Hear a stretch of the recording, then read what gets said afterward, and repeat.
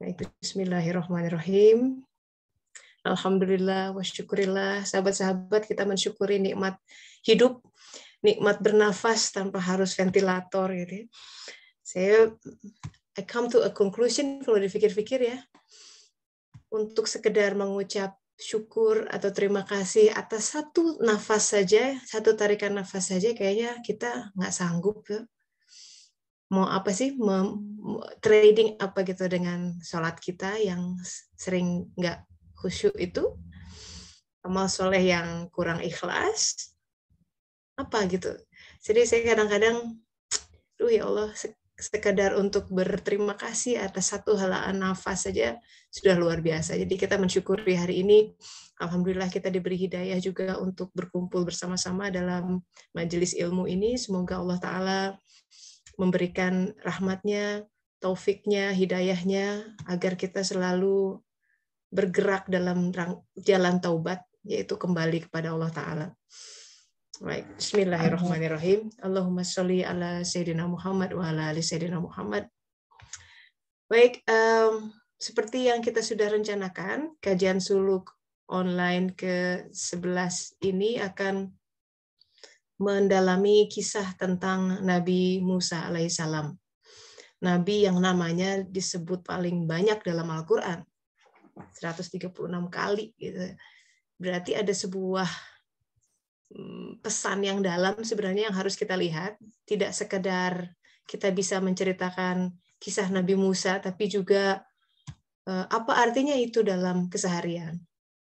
Karena kisah Musa alaihissalam itu sebenarnya bicara tentang suluk. Karena ini kajian suluk, nah kita lihat tentang kisah Nabi Musa alaihissalam. Ya. Nah, kalau kita bicara tentang Musa, kisah Musa alaihissalam, tentu kita tidak bisa lepas dari konteksnya bahwa saat itu Bani Israel sedang berada dan sebenarnya diperbudak di negeri Mesir. Saya baca-baca buku gitu ya, sejarah kapan sih pertama kali Bani Israel masuk ke Mesir. Itu ada yang mengatakan bahwa sejak zaman Nabi Yusuf alaihissalam gitu. Jadi ketika beliau terus kakak-kakaknya pada hijrah masuk ke Mesir, nah sejak itulah mereka di sana. Walaupun saat itu Yusuf sebenarnya sudah menjadi wazir Mesir, dalam arti udah jadi pejabat di Mesir, tapi dalam perkembangannya Bani Israel kemudian diperbudak di negeri Mesir. Dalam Alkitab disebutkan di kitab Kejadian misalkan ya, bahwa jadi karena saya harus review kitab-kitab lain untuk menggali informasi tentang Bani Israel itu, karena Al-Quran menyebut satu hal, kemudian kita harus menggali dari yang lain, seperti yang dalam surat Al-Baqarah katakan kita harus beriman kepada Al-Quran dan kitab-kitab yang diturunkan sebelumnya gitu. Nah, di situ disebutkan bahwa mereka Bani Israel itu akan diperbudak selama 400 tahun gitu, dan memang kenyataannya 400 tahun lah mereka kira-kira ada di situ. Jadi ini menarik angka 400 itu, karena kalau kita lihat kesulukan itu bisa tentang 400, simbol ada 40 hari ya, 40 kali 3 itu 120 hari. Biasanya kita 3 bulanan di mana jiwa itu masuk ke dalam raga manusia gitu. Itu disebutkan di dalam hadis demikian. Kemudian juga kita tahu tentang 4 masa pembentukan bumi ya dalam surat Fussilat. Ini semua bicara tentang hal yang sama. Bahwa sejarahnya Bani Israel memang masa perbudakan itu 400 tahun, berarti kan sudah generasinya udah 3, 4, 5 generasi mungkin ada di situ. Artinya sudah demikian terbiasa hidup di sana.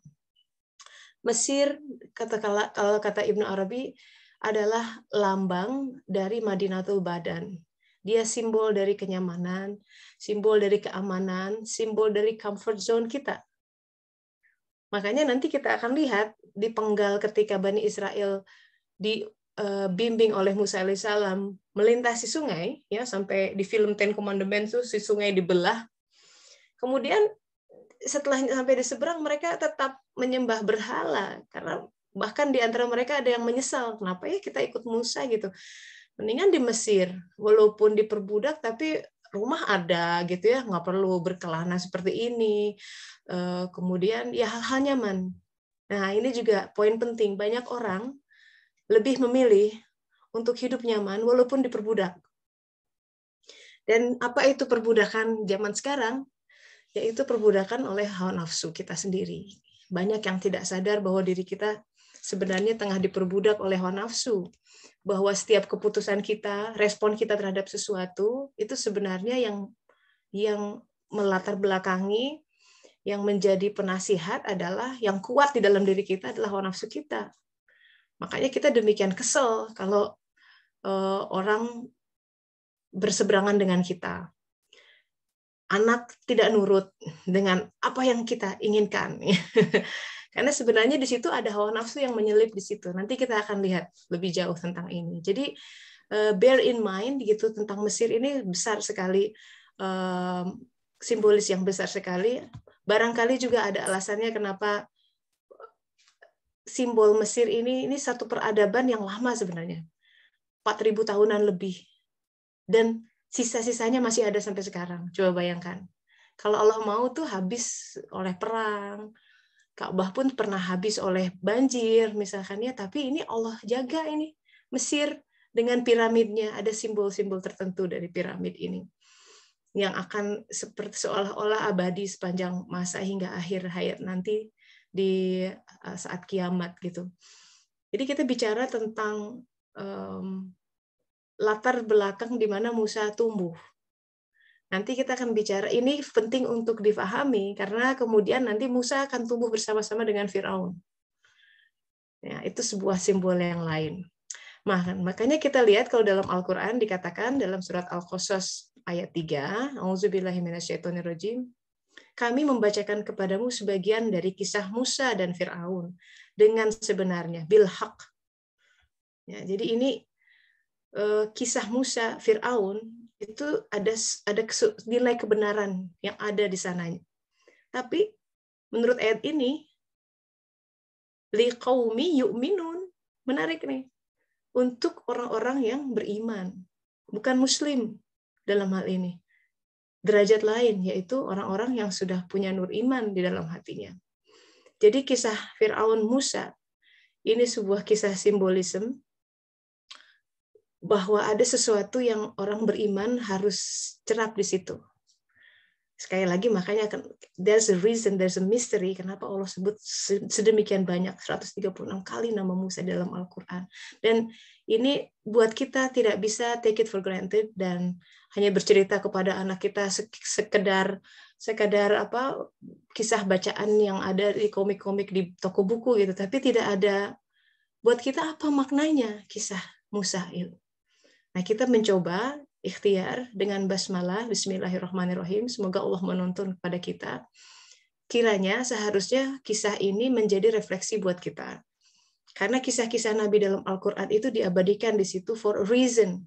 Kenapa Al-Quran harusnya menjadi tuntunan adalah bahwa dalam kehidupan, kadang-kadang kita akan, bukan kadang-kadang, sunatullah, kita akan menemui kisah-kisah atau episode yang mirip dengan Musa yang hampir tidak tahu harus kemana, dan ketika itu laut kemudian terbelah.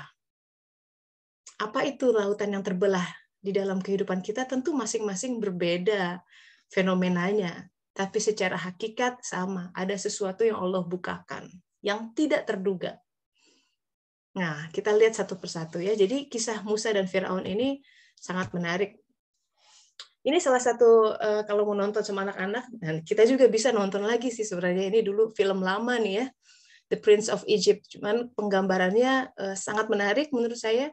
Kartunnya dibuat dengan sangat serius oleh DreamWorks. Makanya soundtracknya juga sempat beken ya, Mariah Carey sama Whitney Houston tuh.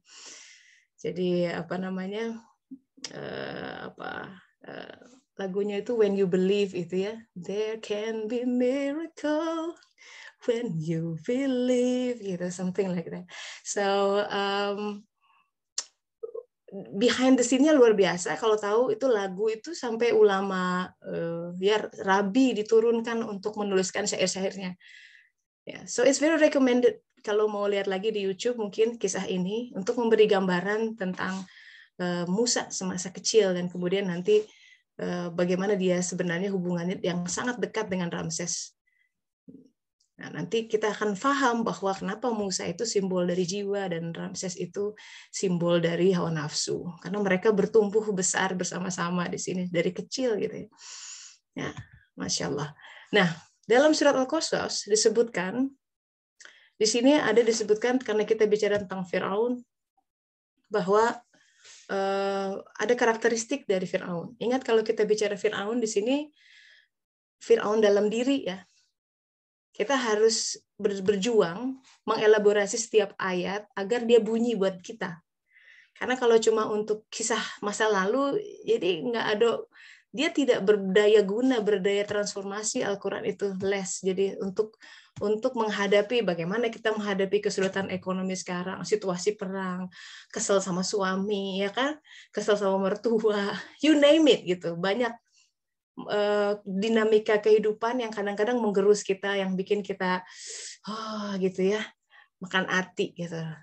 Nah, hawa nafsu kita demikian menggelora, demikian menguasai, mencengkram diri kita hingga kita kelabakan menghadapinya. Si jiwa itu jiwa lawamah disebutnya. Dia pengen naik ke atas, pengen taubat, tapi godaan dunianya, godaan hawa nafsu, godaan ambisinya demikian berat, ya, banyak hal sehingga membuat dia terpuntal-puntal gitu ya, pontang-panting menghadapinya.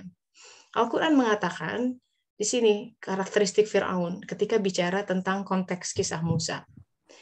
Kita baca ya, A'udzubillahi minasyaitonirrajim. Inna fir'auna ala fil ard wa ja'ala ahlaha syia'an. Sungguh Fir'aun telah berbuat sewenang-wenang di bumi dan menjadikan penduduknya berpecah belah. Gitu. Dia menindas segolongan dari mereka, dia menyembelih anak laki-laki mereka dan membiarkan hidup anak perempuan mereka. Sungguh dia atau Fir'aun adalah termasuk orang yang berbuat kerusakan. Ini karakteristik Fir'aun, karakteristik hawa nafsu, yaitu membuat diri kita berpecah belah, nggak tauhid. Tauhidnya nggak bulat gitu. Nggak tawakalnya nggak 100%. Jadi pecah belah. Karena dia dalam Al-Quran dikatakan memang hawa nafsu itu senantiasa menyesatkan dari jalan Allah. Sesat, belok aja gitu. Walaupun 1 derajat, dari awal nggak kelihatan. Begitu makin jauh dia berjalan, makin dia melenceng kelihatan tuh. Karena dari awal ada semacam ketidakikhlasan di dalam dirinya. Orang yang berpecah belah, itu seperti piring atau gelas yang retak, pecah belah, dia tidak kuat. Ya nggak? Kita mau nggak? Kadang kita, kalau orang Jawa bilang minum dari gelas yang apa tuh, agak pecah dikit itu pamali gitu ya. Jadi orang yang pecah itu sebenarnya kurang berfungsi dalam kehidupan. Dia pecah karena di satu sisi keinginannya untuk A, tapi kenyataannya B. Kadang dia mencoba untuk mensinkronisasi itu semua, tapi hatinya senantiasa terpecah gitu. Jadi selama seseorang belum harmoni antara pikirannya, keinginannya, dirinya, dan bumi yang tengah dihadapinya, selama itu dia sedang pecah. Ketahuilah ketika dia sedang pecah, hawa nafsu sedang menggemuruh di situ. Selama orang tidak bertauhid dengan kuat, selama dia tidak melihat bahwa apa yang Allah hadirkan dalam hidupnya adalah sebuah hal yang baik dan benar, dan itu hanya dari Allah Ta'ala, tapi hawa nafsu melihat itu gara-gara si dia. Jadi blame on somebody else, selalu mencari kambing hitam. Itu kan gara-gara si itu tuh, merusak rumah tanggaku. Ya secara fenomena memang begitu, tapi kemudian harusnya suluk itu membawa kita melihat kenapa Allah izinkan dia hadir gitu. Kenapa Allah izinkan suami saya begitu, istri saya begitu. Itu suluk. Karena kalau kita senantiasa lempar batu ke orang ya, cari-cari kesalahan, kita tidak pernah belajar di situ. Dan selamanya kita akan terpecah. Karena kehidupan akan selalu ada cara sahabat-sahabat untuk memecah kita. Padahal fenomena adalah fenomena. Dia hanya sebagai batu ujian untuk menunjukkan kualitas hati kita. Sejauh mana tauhid kita kepada Allah Ta'ala. Sejauh mana kita yakin ini dari Allah. Ini dari Allah. Yang dia selalu lihat ini dari Allah. Kata Al-Quran, hanya zikrullah tatmainnul qulub. Ketika orang sudah bilang ini dari Allah, alhamdulillah. Itu tiba-tiba gitu ya. Dingin, adem hatinya. Perkara menuntut balasan, keadilan, itu bisa dilakukan lain. Karena Al-Quran pun berkata, bisa menuntut boleh, membalas, tapi memaafkan itu lebih baik. Gitu. Jadi ada derajat lain. Nah, kita kembali ke karakteristik hawa nafsu, hati-hati dengan keterpecah belahan. Hal yang sangat mudah dipahami, misalkan kita sedang ada di momen ini, ya, dengan role seperti ini. Keadaannya begini. Kita punya keinginan tentu, pengen ini, pengen itu, pengen kondisi ini dalam kondisi itu. Boleh punya keinginan tentu saja. Ya, Rasulullah pun seseorang yang merancang kehidupannya. Tapi kemudian kita tidak berusaha mendikte Tuhan dengan mengatakan bahwa rancangan saya yang harus terjadi. Karena itu di situ kita gampang pecah. Orang depresi, orang bisa diantaranya gila, mungkin diantaranya karena tidak bisa comprehend gitu antara hal yang dia sangat inginkan, ngotot banget, ngoyo banget, begitu kejadiannya enggak seperti yang dia harapkan, pecah dia, berkeping-keping. Kalau retak masih untung dia mungkin ada waktu untuk healing gitu ya, menyatu kembali. Ya. Nah, disinilah kemudian tauhid kita, syahadat kita diuji sebenarnya. Asyhadu alla ilaha illallah itu bicara tentang penyatuan. La ilaha, nggak boleh ada yang menguasai saya kecuali Allah. Nggak boleh ada yang membuat saya sedih demikian terpuruk kecuali Dia gitu. Biarkan air mata ini mengalir hanya untuknya gitu. Itu bicara tentang penyatuan. Dan kemudian dia melihat bahwa segala sesuatu yang datang ke tangannya, mau itu dia sebagai ibu rumah tangga, juga wanita karir, juga businesswoman, semua hal yang kita punya berbagai macam role dalam kehidupan. Dia harus melihat itu sebagai suatu hal yang satu, tunggal. Artinya, ketika kita melakukan semua hal itu, kita melakukan lillahi ta'ala. Itu ibadah, itu din. Jadi yang namanya ibadah itu tidak hanya di sekedar letak sajadah, tapi ketika kita memotong bawang, ketika kita menyusuri jalan-jalan, ya, naik angkutan umum, bersimbah peluh, keringat, untuk nagih orang, misalkan ya lagi bekerja, misalkan Anda seorang marketing harus ke lapangan, you name it gitu. Di situ satu yang saya lakukan adalah satu untuk Allah. Di situ hingga dia tidak terpecah, karena kadang orang pecah ya.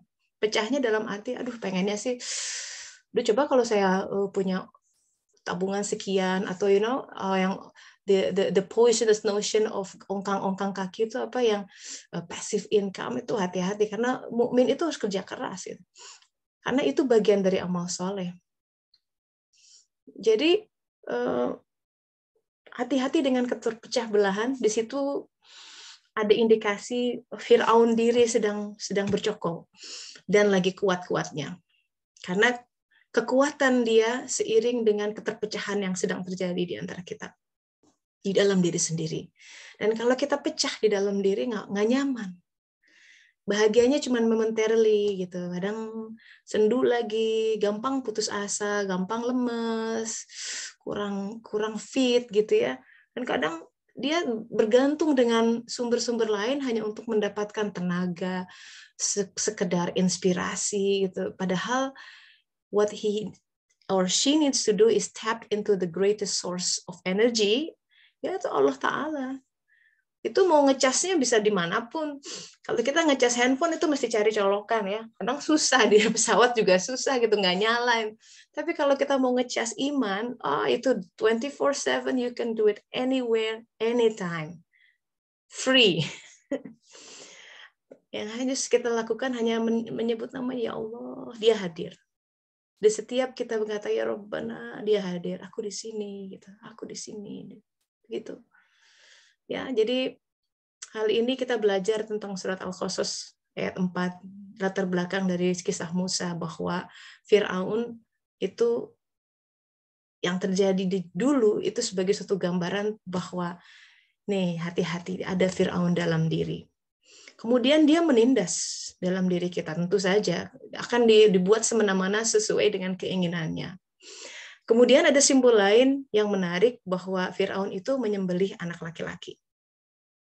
Ya, jadi konteks sejarahnya memang ceritanya Fir'aun itu mendapat mimpi bahwa akan datang dari bangsa Israel laki-laki yang akan membebaskan mereka. Itu kisah tentang Musa tuh dibocorin tuh sama Allah Ta'ala. Dengan izin Allah ya, bocor ke Fir'aun. Fir'aun punya penasihat spiritual juga gitu ya. Dan gara-gara mimpi itu dia mengeluarkan dekret untuk membunuh anak bayi laki-laki. Dan dekret ini keluar setelah Harun lahir gitu. Makanya Musa itu dia kan 3 bersaudara. Jadi bapaknya namanya Imran, ibunya namanya Yochebed atau Yuchabad ya. Itu kakaknya namanya Harun alaihissalam, seorang nabi juga. Pada saat Harun lahir, dekret ini titah untuk membunuh nabi-nabi belum keluar. Bayi-bayi itu belum keluar. Bayi laki-laki yang dibunuh. Specifically karena di mimpi itu seorang laki-laki yang akan turun membebaskan. Nah, ini ada yang menarik di sini di detail kisah ini. Jadi Harun alaihissalam, Harun memiliki adik perempuan namanya Miriam. Jadi kakaknya Musa nih. Miriam itu perempuan luar biasa. Perempuan yang di zamannya itu dikenal semacam nabiyah gitu ya, mungkin perempuan soleh yang orang meminta saran, pesan gitu dari beliau. Nah, pernah ketika dekret itu turun, titah pengumuman bahwa semua anak laki-laki, bayi laki-laki dari kaum Bani Israel saat itu diperbudak, pokoknya jadi citizen nomor 2 lah. Diberi perumahannya juga khusus di daerah sana. Ya, sebenarnya mengenaskan gitu kehidupan mereka, tapi ya masih tergolong lavish ya, mewah untuk ya nyaman, ada gedung, ada rumah, ada bisa melakukan kegiatan ekonomi dan lain sebagainya gitu. Tapi secara political diopres gitu. Nah, ketika itu turun, Imran itu seorang ulama yang kemudian menjadi panutan warga Bani Israel, kemudian memutuskan bercerai dari istrinya karena takut istrinya hamil dan kemudian bayinya laki-laki gitu. Dan keputusan itu untuk kan sekalian bercerai itu kemudian diikuti oleh yang lain karena beliau dianggap sebagai panutan masyarakat. Di situ Miriam yang karena itu ada yang berkata Miriam baru umur 5 tahun. Luar biasa ya kalau benar 5 tahun balita 5 tahun udah bisa bilang gini sama bapaknya. Ini direkam di dalam Alkitab gitu.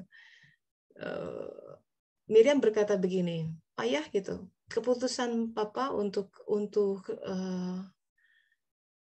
bercerai dari mama gitu ya kalau kita bahas sekarang itu lebih parah dari dekretnya Firaun.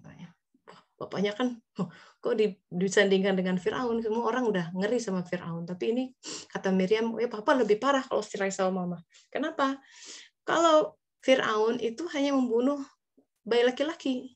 Tapi dengan keputusan papa untuk cerai, tidak menyatu dengan mama, maka itu benar-benar memutus kemungkinan mau itu bayi laki, mau itu bayi perempuan, tidak ada kemungkinan untuk dilahirkan ke muka bumi. Nah, itu lebih parah katanya.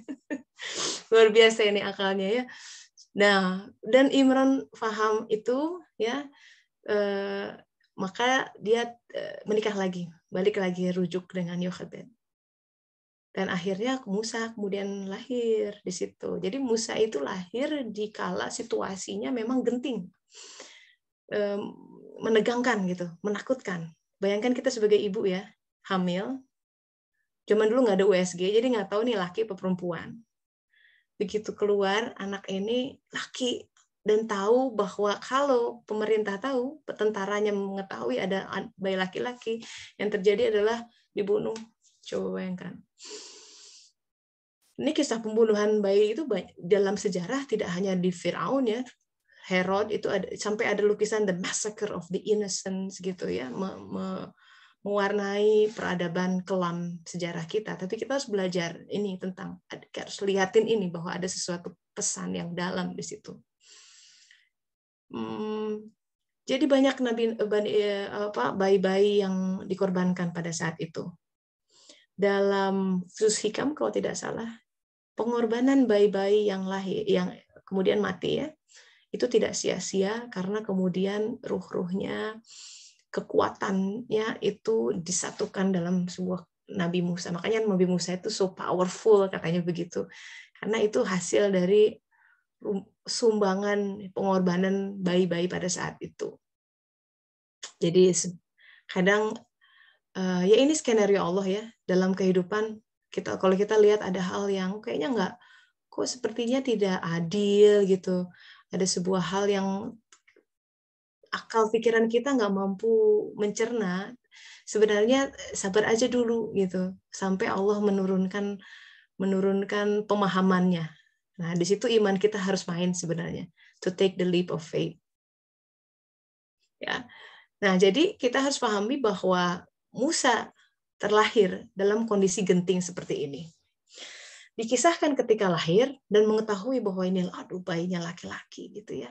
Sempat disembunyikan 3 bulan lamanya dikatakan di dalam riwayat. 3 bulan lamanya dia masih disusui sama ibunya. Hingga kemudian Allah Ta'ala menurunkan wahyu.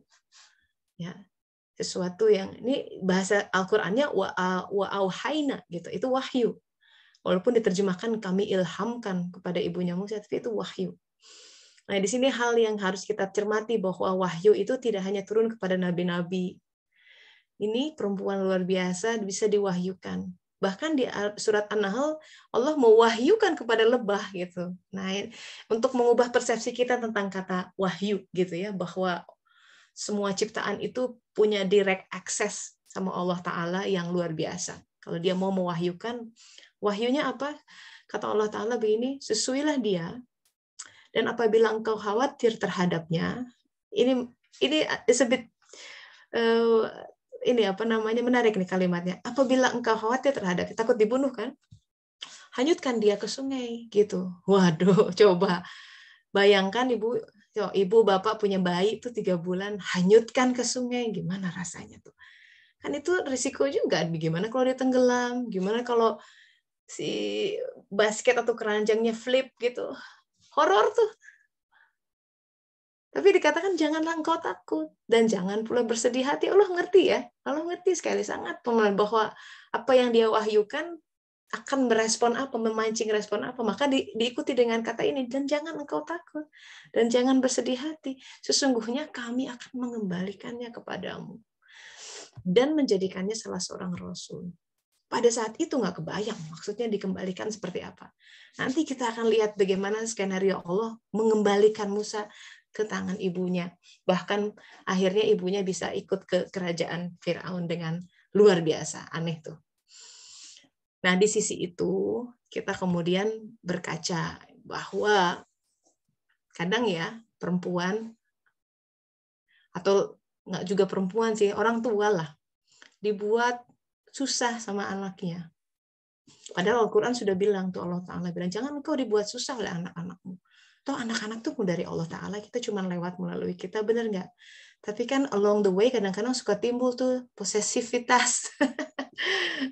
Saya juga merasakannya bahwa itu seolah-olah anakku, aku yang bisa mengaturnya. Kamu akan bahagia nak, dan kamu akan ini kalau kamu begini begitu, didikte si anak kita. Tanpa dengan kita lupa meminta kepada Allah Ta'ala dulu, sebaiknya bagaimana ya Allah gitu, minta manualnya sama Allah Ta'ala. Orang kita beli barang aja manualnya ada tuh ya, mau beli TV, microwave, blender, apapun, manual bagaimana handling barang itu, kalau ada apa-apa seperti apa, kan yang tahu siapa? Pabriknya. Siapa yang menurunkan? Memang kita lewat di kita sih anak, tapi yang jiwanya itu dari siapa gitu. Siapa yang tahu jati diri anak itu? Siapa yang tahu yang terbaik? Sekolah yang terbaik, pasangan yang terbaik, pekerjaan yang terbaik. Allah Ta'ala. Fungsi ibu di awal waktu susui dia gitu. Jadi kalau misalkan perempuan secara fisik pun menyusui ya, Tapi walaupun misalkan karena ada ibu-ibu yang tidak keluar susunya, jangan kecil hati dengan ayat ini. Karena susu itu sebuah perlambang dari ilmu pengetahuan.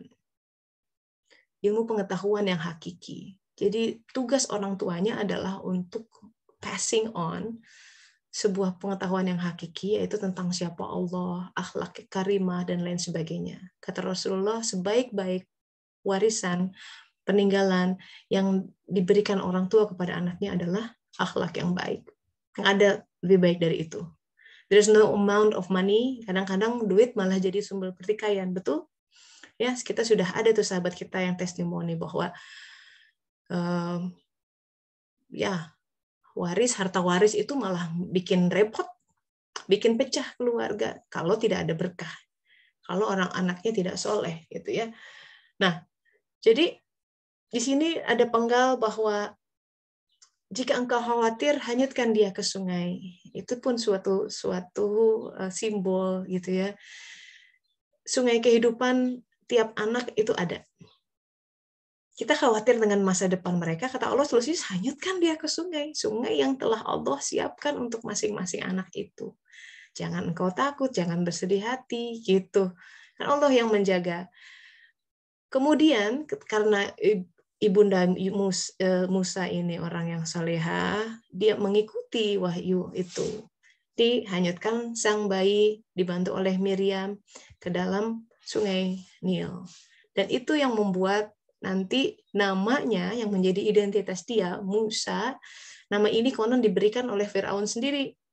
Namanya siapa? Disebut Moshe atau Musa, itu berkaitan dengan sesuatu yang karena anak ini ditemukan tiba-tiba ada bayi di dalam keranjang yang terapung-apung di sungai yang kemudian salah satu aliran sungainya masuk ke kerajaan Mesir, gitu.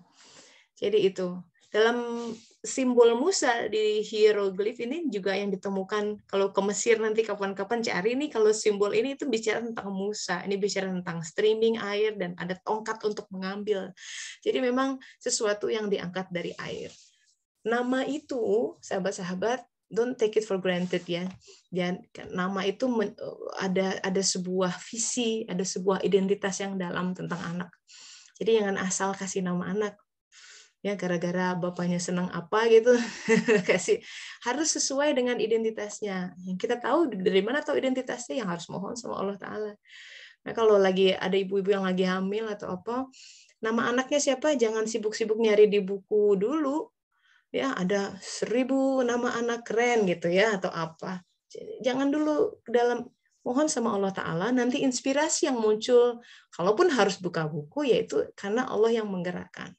Nah, itu gerak yang kadang kita sering lewatkan tuh kalau mau cari apapun ya, mau cari nama anak, cari lokasi bisnis, cari rumah, ya, cari handphone lah, bahkan cari kebutuhan sehari-hari ya, garam yang mana, udah sekian, karena udah otomatis ya, kita seolah-olah tahu apa yang dilakukan, tapi sering mengabaikan Allah Ta'ala. Sering nyuekin dia lah gitu, padahal dia senantiasa hadir. Gimana tuh rasanya di hadir tapi wajah kita nggak menghadapkan, sakit ya. Kita aja kalau misalkan temen gitu, kita ada di sini tapi dia cuek, nggak say hello, nggak menghadapkan wajah, kan nggak enak. Dan dia lebih dekat dari urat nadi kita, dan and yet pernah tuh sekedar untuk ya udah Bismillah, Bismillah gitu. Ini ya Allah, milih yang mana ya gitu, pilih baju yang mana. Boleh saya tambah lagi nggak garamnya, saya masak hari ini. Things like that. Jangan sepelekan hal-hal kecil seperti itu. Kadang itu yang bisa mengubah kehidupan kita dengan ajaib, sahabat-sahabat. Ya. So, the moral of our story for today adalah pertama kita bicara tentang Fir'aun dan negeri Mesir. Negeri Mesir itu Madinatul Badan, sebuah simbol bahwa kita harus keluar dari pengaruh jasad, ya, hawa nafsu dan syahwat. Tugas kita berat nih, bikin si hawa nafsu beriman. Bukan dibunuh ya, harus beriman. Sampai kayak nanti Firaun nanti pada saat terakhirnya dia akan beriman. Sebelum dia mati, ditenggelamkan. Beriman. Jadi ada setan di dalam diri, yang kata Rasulullah setiap bayi terlahir dan ada setannya. Sahabat bertanya, termasuk engkau ya Rasulullah? Ya, termasuk aku, tapi setanku sudah Islam gitu. Jadi hawa nafsu ini yang suka bikin kita ngaco gitu. Ya, tapi hawa nafsu ini it comes from apa namanya, dia punya purpose tertentu gitu. Kalau dalam surat Al-Kahfi, hawa nafsu itu dilambangkan sebagai anjing yang duduk dekat pintu gua gitu.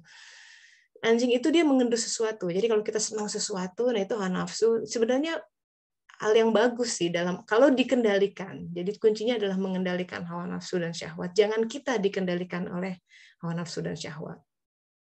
Yang kedua, hati-hati, karakteristik hawa nafsu itu memecah belah dalam diri, ya. Nggak fokus menghadapi keseharian, itu hawa nafsu. Pengennya tuh yang di depan, yang belum datang, kalau begini, kalau begitu, atau khawatir dengan yang sudah lewat. Itu hawa nafsu juga. Jadi misalkan, aduh, coba ya, kalau saja dulu, nah gitu, diputar begitu, atau takut, khawatir dengan masa depan, gimana nih, harga semua mahal, bisa nggak ya nyekolahin anak-anak, bisa nggak ya, bisa nggak ya, tuh sambil nggak tawakal juga, nggak doa kepada Allah Ta'ala. Kekhawatiran itu harusnya dikembalikan sama Allah Ta'ala, bikin kita jadi dekat dengannya gitu. Tapi kalau kita malah takut-takut nggak jelas, ya pecah itu, sedang pecah. Apapun yang terjadi ketika kita tidak menikmati saat ini, dimanapun, di bumi manapun kita berada, you name it, ada yang di Dago, Bandung, Makassar sekarang, ya, Perancis, dimanapun Anda berada, kita berada, dalam kondisi apapun situasinya, rumah tangga yang ini, pekerjaan yang ini, sedang kondisi seperti ini, ya, itu harus sampai bisa ketemu eureka gitu, maksudnya yang alhamdulillah, ya alhamdulillah gitu.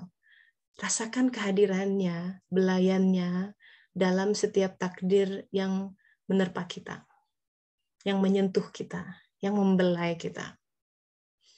Itu hawa nafsu.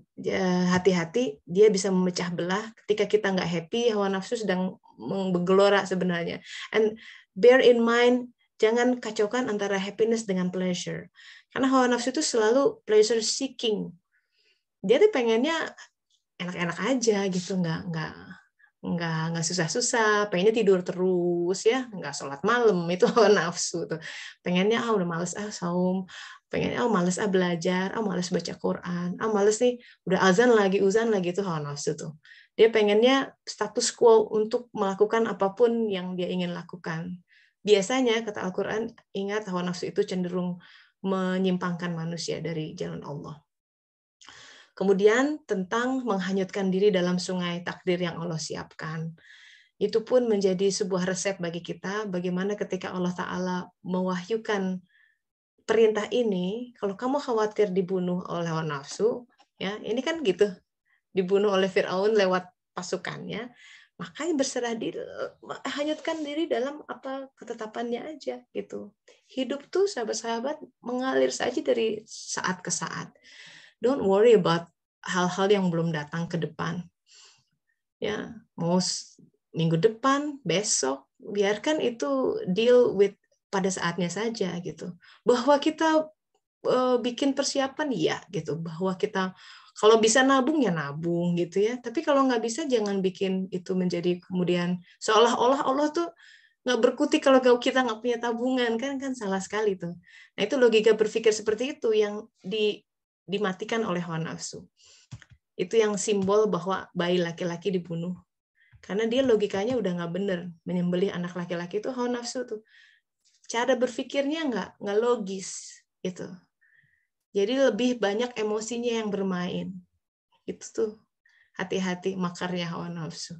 Nah, supaya lebih jelas, ini cukup padat di awal kehidupan Musa. Barangkali ada yang bisa berefleksi atau memberikan pandangan dari sudut pandang yang masing-masing atau sharing, silahkan. Boleh langsung, boleh lewat kirim, lewat chat juga sini boleh ya. Ntar saya cek chatnya. Mbak Tini, oh iya, Mbak Tini namanya suaminya Musa ya. Alhamdulillah. Mbak Dina, nanti kita duet lagu. Oh iya, duet itu ya. When You Believe. Emang itu lagunya enak banget sih. Ya. Oh, ini ada, ya, silakan Mbak Sari, silakan. Sudah angkat tangan. Assalamualaikum warahmatullahi wabarakatuh. Waalaikumsalam warahmatullahi wabarakatuh. Alhamdulillah, terima kasih Bu Tessa untuk kesempatan yang diberikan. Saya ingin minta didoakan. Jadi sekarang saya sedang berada pada fase mencoba jalan yang lain, Bu Tessa. Jadi saya berjuang lagi di jalur pendidikan. Ini lagi berjuang supaya dapat LOE ya dari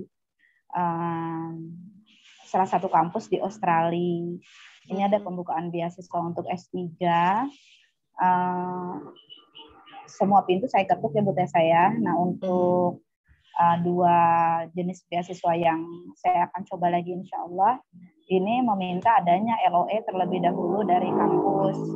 Nah ini begitu. Jadi saya baru bisa apply ke sana. Nah jadi dan kita doakan. Ya. Dan kemudian ya saya berasa betul bagaimana ini saya apply menghubungi profesor, ceritanya kemarin itu 10 orang, kemudian yang cukup 1 ya. Jadi dari 10 orang itu ditolak ini, dilempar ke sini, dilempar ini, kelempar ini gitu kan. Nah, kemudian hari ini alhamdulillah dapat 1 yang sudah positif. Kemudian bermunculan lagi tuh ya Bu ya, jadi saya udah ada 1, ada lagi gitu ya. Ini berturut-turut gitu. Yang dan ada juga sekarang yang menawarkan bantuan untuk ini saya kan sekarang sedang ikut kelas research. Nah, pembimbing riset saya minta saya untuk mengurus application ini lewat lembaganya beliau gitu. Saya tanya berapa biayanya, dia bilang tidak pakai biaya, tapi dari pihak admission team di sana juga, ayo silakan kirim langsung ke saya gitu. Jadi ini kayaknya butuh istikharah lagi dan banyak pikiran lagi karena tiba-tiba muncul banyak tawaran-tawaran semacam ini, padahal beasiswanya belum tentu lulus. Ya kita lihat ya. Iya gitu ya. Tenang aja, tenang. Yang kemarin itu juga sama. Saya coba di UK, sudah diterima di semua kampus yang dituju, tetapi ternyata juga beasiswanya tidak lolos. Ini jadi sebenarnya deg-degan juga ya. Itu dia. Nah, jadi ini apalagi ini ya Allah gitu kan. Kita doakan ya Mbak Sari ya. Thank you for your information. Terima kasih. Ya, sama-sama. Ya, ini juga. Waalaikumsalam warahmatullahi wabarakatuh. Ini salah satu dinamika kehidupan ya. Kadang ada yang beasiswa, keinginan itu ya saya bilang ya. Kita pengen untuk Mbak Sari pengen sekolah di luar negeri misalkan. Yang lain ingin menikah. Coba lihat ada keinginan apa yang sedang menggurita. Yang satu pengen mudik, ya Mbak Dina ya. Keinginan juga sebenarnya pengen nikah Bu Tessa, tapi nggak kelihatan banget siapa. Jadi saya lihat aja. Ya berarti ada double keinginan gitu. Tuh. Kan ya berarti bener kan? Keinginannya banyak gitu. Mana yang kemudian ya kita punya keinginan, kita harus paham itu ya. Kemudian ya kita berdoa, jadikan keinginan itu sebagai tangga untuk lebih mendekat kepada Allah Ta'ala. Jangan kita diperbudak oleh bahkan keinginan kita. Hati-hati ya. Sehingga kita mendikte Allah. Ya ini harus, atau kecewa ketika kita merasa tidak mendikte, tapi kecewanya ampun-ampunan gitu ketika keinginan kita itu kayak anak kita yang mutung gitu. Kata Allah, gimana sih? Aku kan kasih yang lebih baik gitu. Kamu kok pengennya yang begitu gitu. Nah kayak gitu. Jadi saya di sini bacakan lagi ya hadis yang Rasulullah SAW katakan, pernah saya posting di WhatsApp group karena ini penting untuk ditafakuri. Dikatakan begini, telah kering pena dengan apa yang telah terjadi. Seandainya seluruh makhluk hendak memberi manfaat kepadamu dengan sesuatu yang tidak Allah tetapkan untukmu, niscaya mereka tidak akan mampu memberikan manfaat apapun kepadamu. Ya. Jadi kalaupun ada 100 profesor tuh pengen ngasih gitu, tapi dibikin aja aneh gitu, nggak jadi gitu.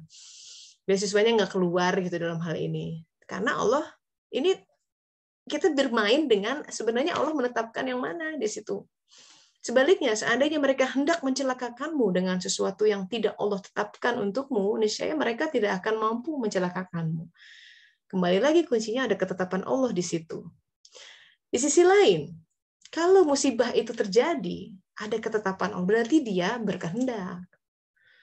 Kalau huru-hara itu terjadi, ya Katakanlah ada perselingkuhan di dalam rumah tangga. Diizinkan itu terjadi. Berdasarkan hadis ini ya, kalau Allah nggak tetapkan, nggak akan tuh mau siapa perempuan mungkin, wow, bohai kayak gimana, nggak akan kejadian. Atau buat laki-laki yang ada laki-laki lain gitu. Kalau Allah tidak tetapkan, nggak akan kejadian.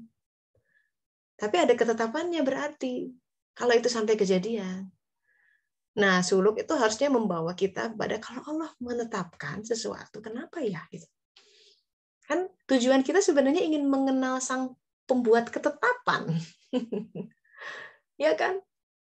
Karena dia yang rindu ingin dikenal. Jadi di balik sebuah dinamika ini, seharusnya yang kita cari itu kenapa dia bergeraknya ke situ, ya, izinkan itu. Nah, jadi kita tidak terpaku kepada fenomenanya, bahwa fenomena ini itu ya udahlah, let it go. Memang dia hanya menjadi pion kadang-kadang.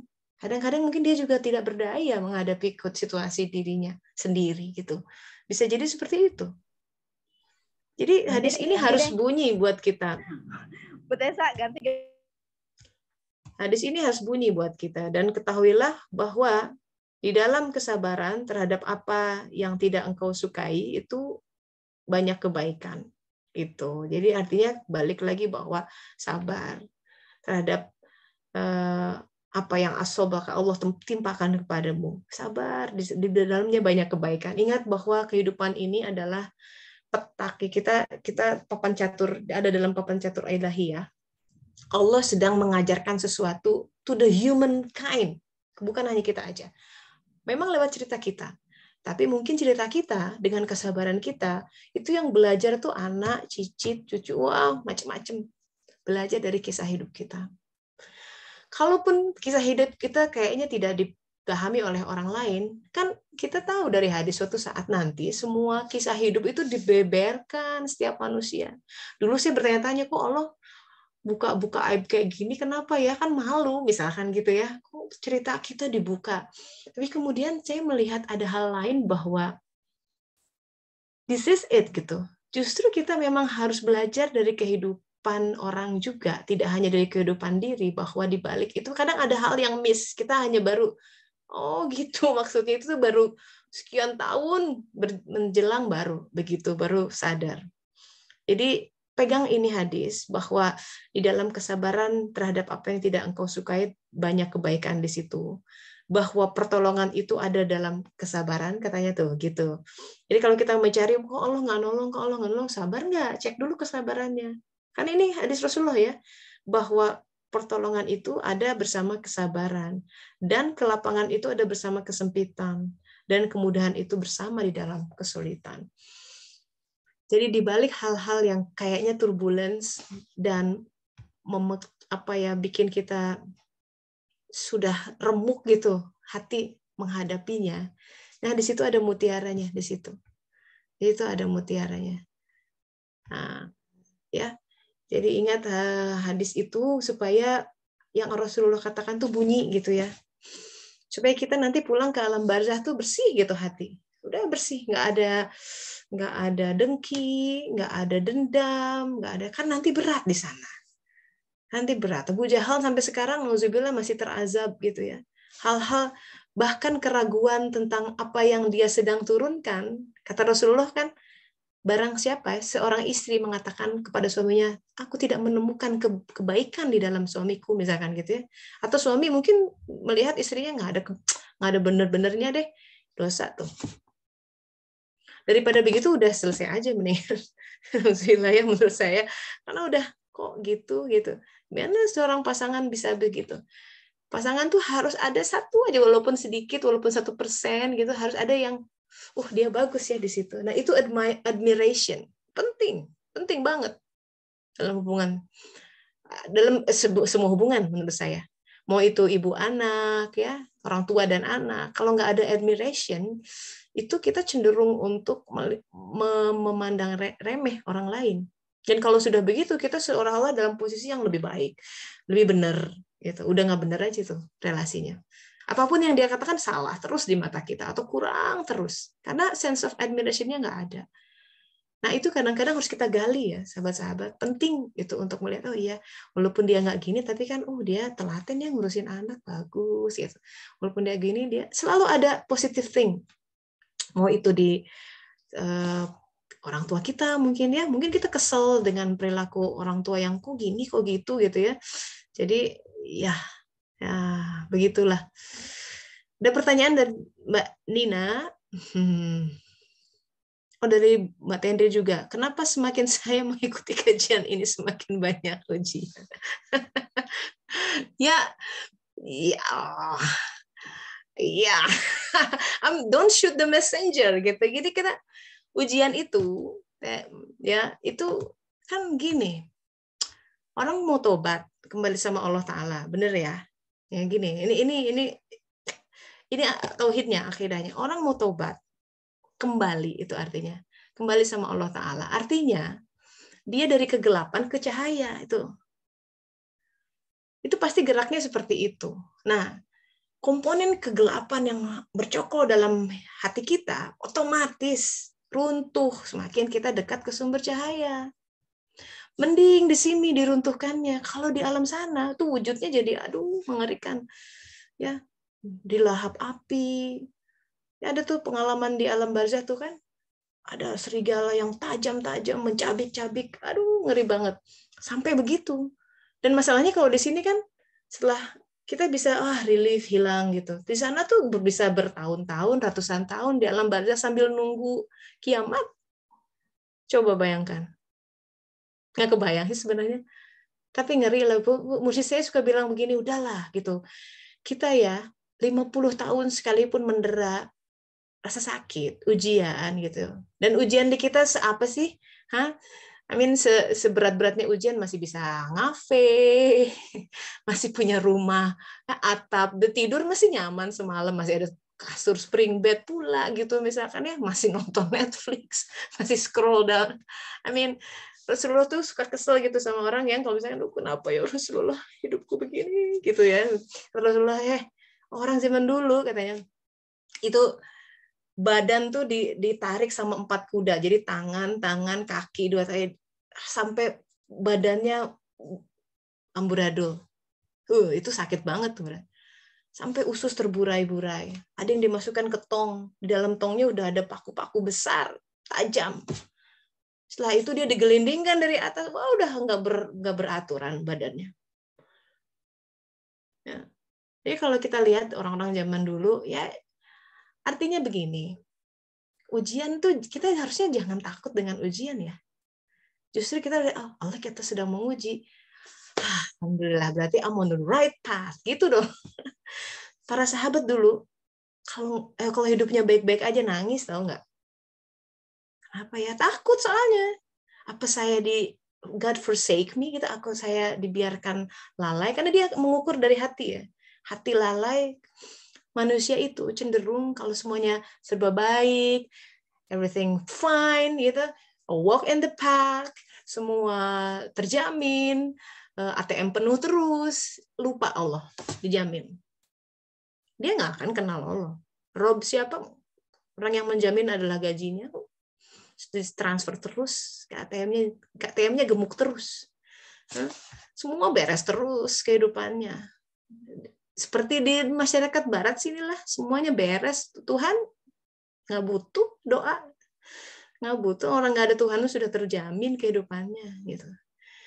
Tolong jangan pandang ujian sebagai sebuah siksaan, tapi sebuah perhatian. Ya, tapi memang nggak bisa dipaksain sih ya. Kalau memang ini aja bicara sama Allah tentang kelemahan ini gitu ya. Semakin orang dewasa jiwanya, dia akan semakin rindu ujian. Karena itu dia perhatiannya Allah, itu cara begitu. Alhamdulillah. Sampai ada ya, saya ingat di kitab Ihya Ulumuddin, seorang sahabat ini merasa kehidupannya baik-baik aja ya. Terus tiba-tiba, kalau nggak salah ya, coba dicek lagi tuh. Sampai ada suatu momen di mana dia diberitahu bahwa anaknya meninggal. Dia bilang, alhamdulillah ini dia. Sebegitu. Bukannya sedih, tapi dia bahwa ada sebuah gejolak dalam kehidupan itu sebagai sebuah peruntukan atas sesuatu dalam dirinya. Jadi kita butuh kembali kepada Allah Ta'ala dengan bersih, hati yang tenang, dan itu tidak akan terjadi kalau kehidupan dunia kita, that's not it, Jadi kalau misalkan kita menanggung sakit hati gitu ya, tidak cocok dengan ini itu, nah itulah gitu, itu ujian kita. Atau telah dulu ini, ya Allah pegel banget nih, ini kerjaan begitu, nah itu jihadnya gitu. Jadi ujian, jelanglah itu dengan gagah perkasa gitu ya, dengan ya Allah aku ambil labbaik, Allahumma labbaik. Tenina tanya, ketika sudah tahu teori menghanyutkan diri dalam sungai takdir, tapi belum mampu bagaimana? Bahkan ketika sudah menghanyutkan anak, tapi galau. Nah ini, pokoknya kelemahan diri kita, semua balikan sama Allah Ta'ala. Alhamdulillah nih, berarti kita sudah bisa mengidentifikasi elemen kelemahan dalam diri. Ya Allah, saya nggak mampu kalau begini. Saya masih lemah untuk menghadapi ini. Tolong saya, ya Allah, seperti itu. Ya, alhamdulillah. Bagaimana membedakan suatu hal adalah ujian atau itu musibah? Ujian atau musibah, pokoknya gini, segala yang datang dari Allah Ta'ala ada yang terbaik. Bahkan ujian dalam kehidupan itu adalah takdir kita. Itu seperti sesuatu yang mensucikan jiwa kita. Kalau kita ikhlas menghadapinya ya. Pensucian. Semua itu adalah bicara tentang pensucian. Karena kita gerak taubat. Ingat, kembali dari kegelapan cahaya. Semakin kita dekat kepada cahaya, elemen kegelapan luruh dengan sendirinya. Seperti objek mendekat matahari itu meleleh tuh yang bisa kebakar. Nah, maka kita harus menyerap sebanyak mungkin elemen cahaya dalam diri kita. Sesuatu yang tidak akan luruh gitu dan akan kekal gitu. Oke, terakhir nih Mbak Siti.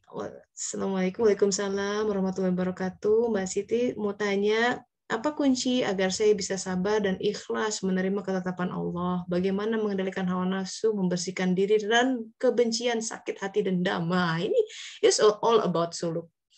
Kunci yang penting di awal waktu adalah fase pertama adalah taubat. Itu kunci. Pelajari semua hal tentang taubat, ayat-ayat tentang taubat, tanda-tanda orang taubat, gitu ya. Ada tuh. Pelajari dulu ilmunya, kemudian refleksikan ke dalam hati, apakah saya sudah bermasuk tanda taubat. Kan ada 10 tanda orang taubat, misalkan dia melipat kasurnya. Jadi malam hari jangan ngorok terus. Bangunlah, terutama sepertiga malam terakhir untuk dapat kekuatan jiwa tuh. Kekuatan jiwa tuh dilahirnya di situ. Kita tuh ya sahabat-sahabat terpuruk-puruk, gitu, kayaknya cengeng dalam kehidupan karena jiwanya nggak kuat. Ya gimana jiwa kuat kalau dia kurang makan? Nah, makanan jiwa itu diantaranya makanan pokok lewat sholat. Tapi sholatnya pun jadinya kurang khusyuk ya. Jadi harusnya dia dapat energi 100 karena kurang khusyuk jadi cuma 1 gitu, 1 kalori. Gimana dong? Kita juga kalau makan kurang kan lemes gitu. Makanya suka ditambah sholat sunat. Tambah sholat sunat. Atau tambah lain lah, ibadah lain, you name it. Tiap orang punya kekuatan yang berbeda-beda. Dan ingat bahwa ibadah itu tidak hanya ibadah yang ritual, juga ibadah batin, ya, sabarnya tambah gitu, zikirnya tambah gitu. Kalau biasanya gampang marah-marah sama suami, sama anak, sama siapa, berkuranglah gitu. Kata Ibnu Arabi, sebisa mungkin jangan tampakkan kemarahanmu gitu. Tidak mudah ya. Tapi kira-kira itulah, karena marah itu bagian dari hawa nafsu yang besar gitu. Begitu sahabat-sahabat, ya semoga menginspirasi juga menjadi poin refleksi buat diri kita. Ini baru penggal awal nih kisah Musa. Nanti kita minggu depan dari mulai Musa, nanti si bayi dihanyutkan ke sungai, masuk ke kerajaan Firaun. Di situ ada dialog yang menarik antara Firaun dengan, nanti kita akan berkenalan dengan salah seorang tokoh yang sentral di dalam kisah Musa, yaitu Asiyah binti Firaun, yang namanya dihapus. You don't find it anywhere gitu, karena itu, tapi Al-Qur'an mencatat itu karena di dalam sejarah negeri Mesir. Jadi kalau salah satu orang, kan beliau karena menganut agama tauhid, dihilangkan itu dari hieroglif, dari namanya yang jadi hilang. Tapi itu adalah figur yang sangat penting. Baik, alhamdulillah kita tutup dengan alhamdulillah dan doa akhir majelis. Alhamdulillahirabbil alamin, subhanaka Allahumma wa bihamdika asyhadu an la ilaha illa anta astaghfiruka wa atubu ilaik. Alhamdulillah, ya. Semoga bermanfaat. Sami-sami Teh Lin, ya semuanya. Pamit dulu ya. Sehat semuanya. Kembali. Waalaikumsalam warahmatullahi wabarakatuh. Mohon Mbak Tessa, terima kasih banyak.